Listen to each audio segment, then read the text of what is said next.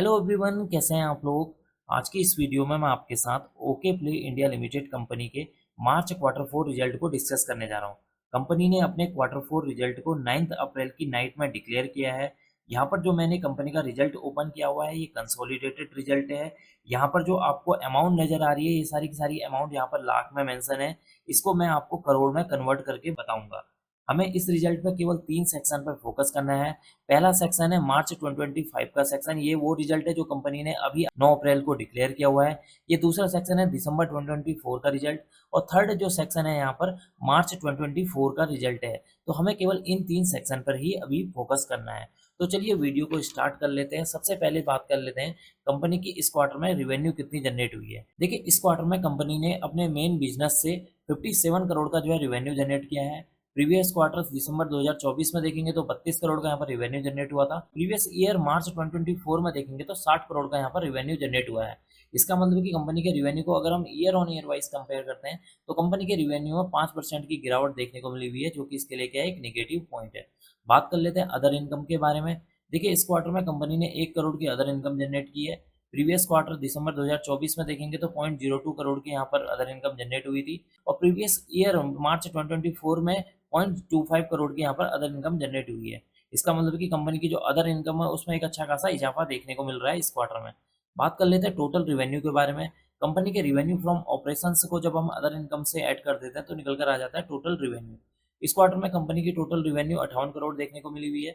Previous quarter में 32 करोड़ थी। Previous year March 2024 में 60 करोड़ की यहाँ पर टोटल रिवेन्यू जनरेट होती हुई नजर आई है। इसका मतलब है कि कंपनी की जो टोटल रिवेन्यू है उसमें 3 करोड़ की यहाँ पर गिरावट देखने को मिली हुई है, जो कि इसके लिए क्या है, एक नेगेटिव पॉइंट है। बात कर लेते हैं कि इस क्वार्टर में कंपनी ने कितने करोड़ के यहाँ पर खर्चे किए हैं।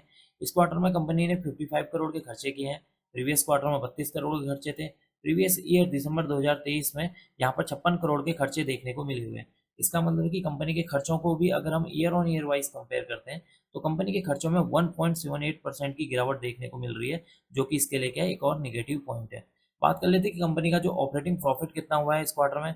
इस क्वार्टर में कंपनी का ऑपरेटिंग प्रॉफिट 3 करोड़ का हुआ है। प्रीवियस क्वार्टर में देखेंगे तो 0.33 करोड़ का यहाँ पर ऑपरेटिंग प्रॉफिट देखने को मिला हुआ है। प्रीवियस ईयर मार्च 2024 में 3 करोड़ का यहाँ पर ऑपरेटिंग प्रॉफिट देखने को मिला हुआ है। इसका मतलब है कि कंपनी का जो ऑपरेटिंग प्रॉफिट है जब हम उसको year on year wise compare करते हैं तो यहाँ पर सिमिलर ऑपरेटिंग प्रॉफिट देखने को मिला हुआ है। अब हम यहाँ से नीचे की ओर को चलते हैं और नीचे की ओर को जाने पर हम जानते हैं कंपनी के प्रॉफिट बिफोर टैक्स के बारे में। देखिए, इस क्वार्टर में कंपनी का जो प्रॉफिट बिफोर टैक्स है वो 3 करोड़ देखने को मिला हुआ है। प्रीवियस क्वार्टर में देखेंगे तो 2.26 करोड़ देखने को मिला था, और प्रीवियस ईयर मार्च 2024 में 1 करोड़ का यहाँ पर प्रॉफिट बिफोर टैक्स देखने को मिला था। इसका मतलब है कि कंपनी का जो प्रॉफिट बिफोर टैक्स है जब हम उसे year on year wise compare करते हैं तो प्रॉफिट बिफोर टैक्स में अराउंड जो है 50% की तेजी देखने को मिली हुई है, जो कि इसके लिए एक पॉजिटिव पॉइंट है।